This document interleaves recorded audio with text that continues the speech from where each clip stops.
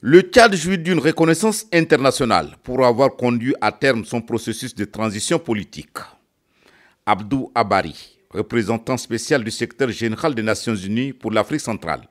témoin de la démarche difficile mais victorieuse du Tchad pour le retour à l'ordre constitutionnel intégral, a fait le déplacement de N'Djamena pour exprimer au président de la République, chef de l'État, maréchal Mahamat Idriss Déby Itno, la satisfaction des Nations Unies quant à l'aboutissement réussi de la transition politique. Abdou Abari a rassuré quant à la disponibilité des Nations Unies à accompagner le Tchad. J'ai tenu à féliciter très sincèrement au nom des Nations Unies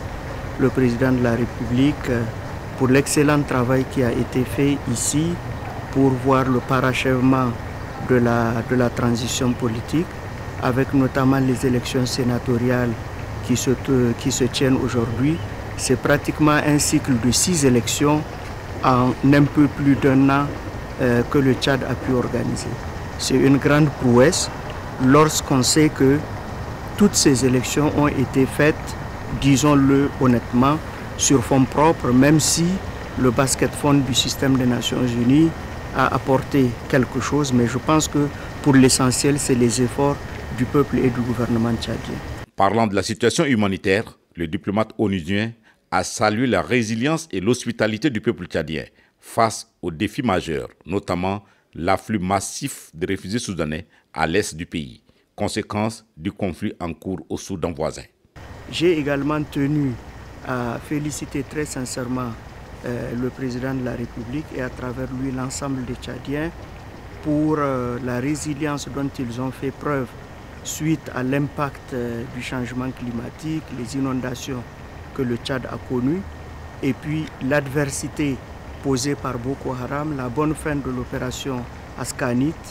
qui a permis de pacifier cette région du bassin du lac Tchad, mais également la résilience exemplaire dont fait preuve le Tchad par rapport à l'impact de la grave crise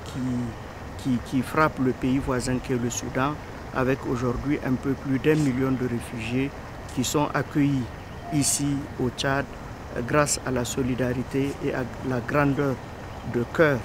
des populations tchadiennes. Le représentant spécial du secrétaire général des Nations Unies pour l'Afrique centrale a également évoqué avec le chef de l'État l'urgence d'une réponse concertée face à la situation humanitaire et sécuritaire dans la sous-région, notamment en République démocratique du Congo, où les violences persistent à l'est du pays. Nous sommes ici dans un pays de stabilité et de paix, dans une région qui est tourmentée. Des problèmes au niveau du bassin du lac Tchad, des problèmes dans certains pays voisins du Tchad, mais également nous avons parlé de la grave crise qui prévaut aujourd'hui à l'est de la République démocratique du Congo et qui est une